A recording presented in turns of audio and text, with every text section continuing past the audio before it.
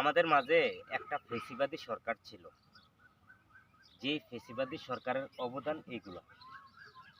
ভূমিহীন মানুষদেরকে ঘরবাড়ি করে দিছে। এই ছিল তার অপরাধ।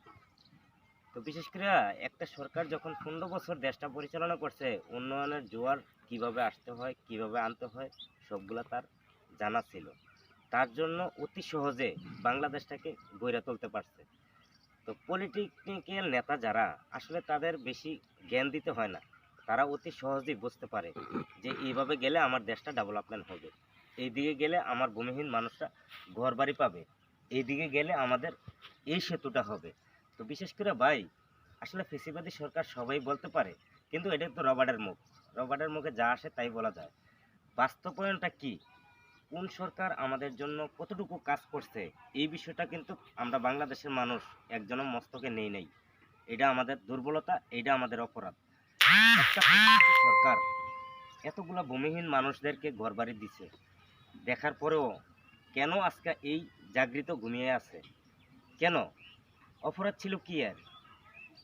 আওয়ামী লীগ সংগঠন, যারা আওয়ামী লীগ সংগঠনকে নিয়ে রং তামাশা করছেন, আপনাদের উদ্দেশ্যে কিছু কথা বলছি। দেখেন, আমি কোনো রাজনীতিবিদ না, আমি কোনো এমপি মন্ত্রী না, আমি সাধারণ জনগণ। আমি সাধারণ শ্রেণীর জনগণ হয়ে যেটুক বুঝতে পারছি, যেটুক দেখছি, যেটুক ধারণ করতে পারছি, হয়তো নেতাবিন্দুরা এইটুক ধারণ করতে পারেন নাই। ধারণ না করার কারণে আজকে আওয়ামী লীগ সংগঠনকে নিয়ে বিভিন্ন কটূক্তি করেন, বিভিন্ন মন্তব্য করেন। এটা আপনাদের ব্যর্থতা, এটা আপনাদের অপরাধ। একদিন না একদিন ঠিকই বুঝতে পারবেন, হয়তো সময় খোয়ানোর পরে।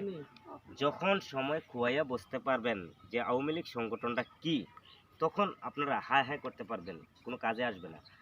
তবে অন্তর্বর্তী সরকার ডক্টর মোহাম্মদ ইউনূস যেভাবে একটা মানে নির্দেশনা হারা, যেটা নিয়ে বলা হয় নিজের মন গড়া মতে কথা বলা, নিজের মন গড়া মতে সংবিধান সাজানো, আসলে এইগুলা অন্তর্বর্তী সরকার ডক্টর মোহাম্মদ ইউনূসের সম্পূর্ণরূপে ভুল। 2024-এর আন্দোলনের পরে যত দিন যাচ্ছে, তত আওয়ামী লীগ সংগঠন এই বাংলার মাটিতে উন্মুক্ত হয়ে যাচ্ছে। তো বিশেষ করে আপনারা ভাবছেন যে আওয়ামী লীগ সংগঠন দমায়ে রাখবেন, আওয়ামী লীগ সংগঠন হয়তো হারিয়ে গেছে। এটা আপনাদের ব্যর্থতা, এটা আপনাদের ভুল। মনে রাখবেন, বাংলাদেশের ভিতরে প্রকৃত ভাষা স্বাধীন বাংলাদেশ যতদিন এই বাংলাদেশ থাকবে, স্বাধীন নামটা যতদিন থাকবে, ততদিন এই আওয়ামী লীগ সংগঠন এই বাংলার মাটিতে থাকবে। হয়তো আপনারা একদিন এই দেশ থেকে হারিয়ে যাবেন, কারণ এমন কিছু দল আছে আপনাদের মাঝে যেগুলো নিয়ে নিবন্ধন বৈধ নয়। অনেকগুলো দল আছে, কোনটা দল আপনাদেরকে বুঝাইতে যাব?